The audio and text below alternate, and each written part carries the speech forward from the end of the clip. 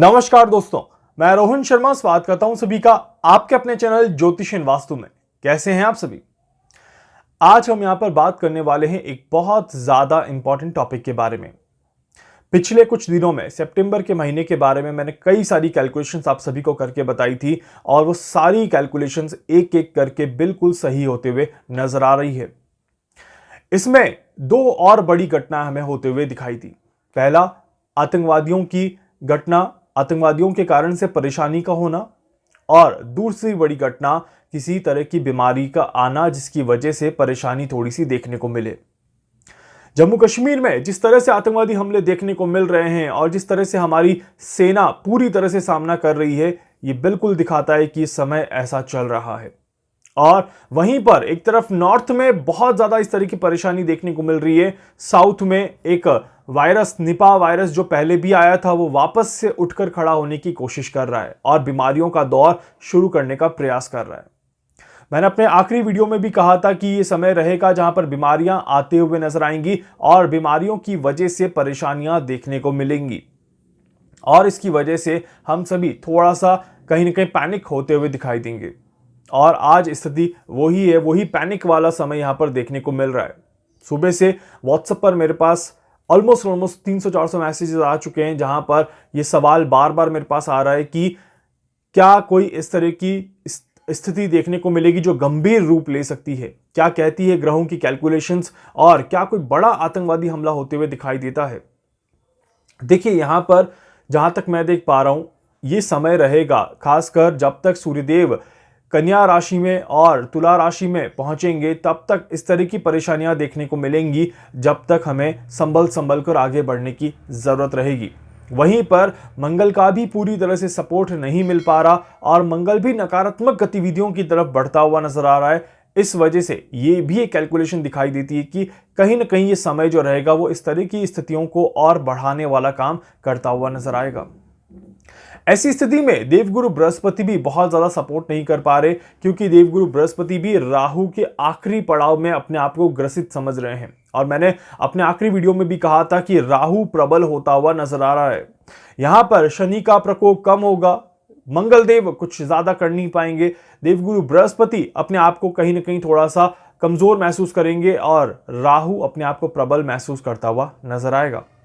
जब इस तरह की स्थिति आ जाए जहां पर राहु अपने आप को स्ट्रांग समझ ले, वहां पर परेशानियों का मंजर देखना, वहां पर नेगेटिविटी देखना स्वाभाविक हो जाता है।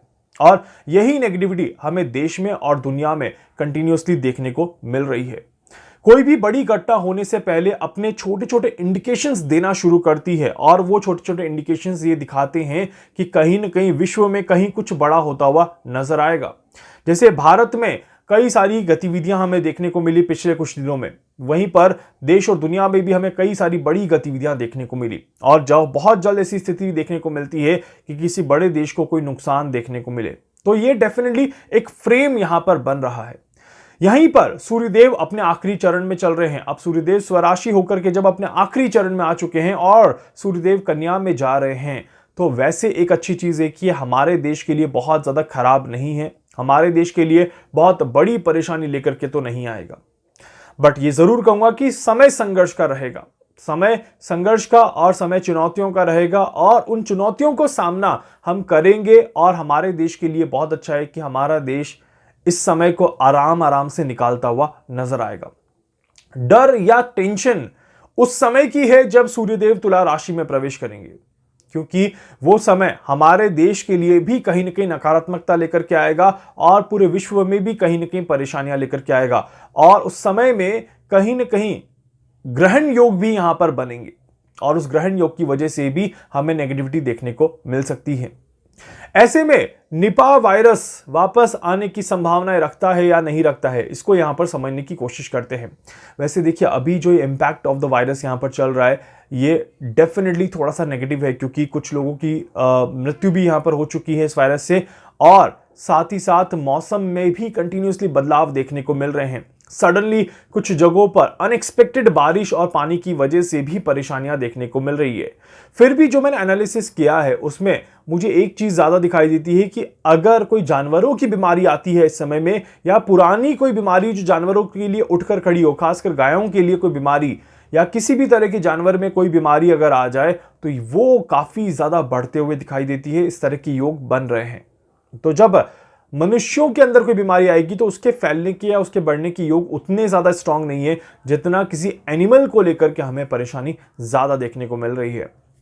इस वजह से ग्रह स्थिति के हिसाब से ये जरूर कह सकता हूं कि जो वायरस अभी एक शुरुआत कर रहा है अपनी साउथ इंडिया की तरफ में, वो पूरे दुनिया में या पूरे भारत में फैलता हुआ नजर नहीं आएगा। इससे बहुत ज्यादा बड़ी परेशानियां क्रिएट नहीं होंगी और इस वायरस की वजह से हमें कोई बहुत बड़ी क्रिटिकल सिचुएशन का सामना तो नहीं करना पड़ेगा। ये चीज तो बड़ी क्लियर दिखाई देती है।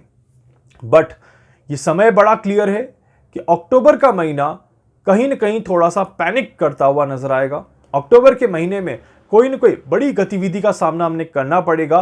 बट ये भी क्लियर है कि वो मेडिकली बड़ी ज्यादा खराब देने वाली स्थिति में नहीं आएगा। मतलब कि वो इस तरह की जैसे कोरोना जैसी कोई स्थिति नहीं हो, कोई लोग हॉस्पिटल में एडमिट हो जाए, मेडिकल साइंस को बहुत ज्यादा जरूरत पड़े, ऐसा कोई योग यहां पर नहीं दिखाई देता।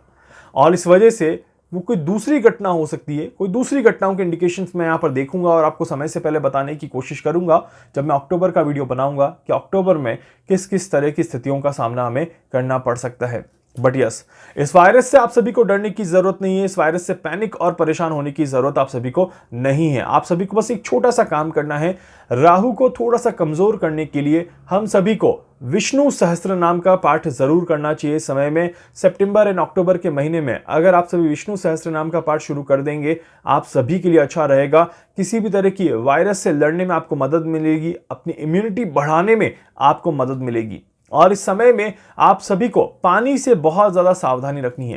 पानी, शुद्ध पानी पीने का प्रयास करिएगा। पानी का बहुत ज्यादा ध्यान रखिएगा क्योंकि ये समय वाटर एलिमेंट के लिए बहुत ज्यादा अच्छा नहीं है और पानी को लेकर के कोई ना कोई परेशानी बार बार देखने को मिल सकती है। इस तरह के योग यहाँ पर बन रहे हैं।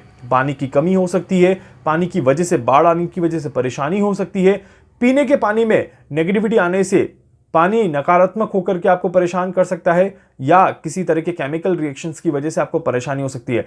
लिक्विड आने वाले 3 महीने के लिए बहुत बहुत नेगेटिव एलिमेंट में काउंट किया जा सकता है। इस तरह के योग बहुत ज्यादा बन रहे हैं। इस वजह से आप सभी को कहूंगा कि थोड़ा सा ज्यादा ध्यान रखिएगा अपना, और अपने शरीर में भी पानी की मात्रा को कम मत होने दीजिएगा। पानी बराबर पीजिएगा और साथ ही साथ अपने आप को स्वस्थ रखने की पूरी कोशिश करिएगा ताकि आप सभी को किसी भी गंभीर स्थिति का सामना ना करना पड़े।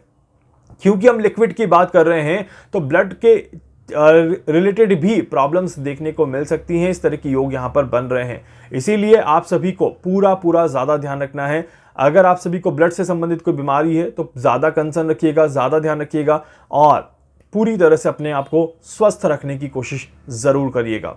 अदरवाइज कोई बहुत ज्यादा क्रिटिकल इश्यूज नहीं होंगे, नेगेटिविटी नहीं होगी और बहुत ज्यादा पैनिक सिचुएशंस यहां पर क्रिएट नहीं होंगी। इस तरह की ग्रह योग यहां पर दिखाते हैं। उम्मीद करता हूं आप सभी समझे हैं मेरी बात को और इस बात को थोड़ा सा आराम से लेकर के दूसरों को भी समझाने की कोशिश जरूर करिएगा। वीडियो को लाइक कर दीजिएगा, चैनल को सब्सक्राइब जरूर कर दीजिएगा, बेल आइकन पे जरूर से क्लिक करिएगा। कुछ पूछना चाहते हैं, जानना चाहते हैं, अपने बारे में कुछ भी समझना चाहते हैं, आप मुझसे संपर्क कर सकते हैं। मैं पूरी कोशिश करूंगा आप सभी की हर संभव मदद यहां पर कर सकूं। धन्यवाद।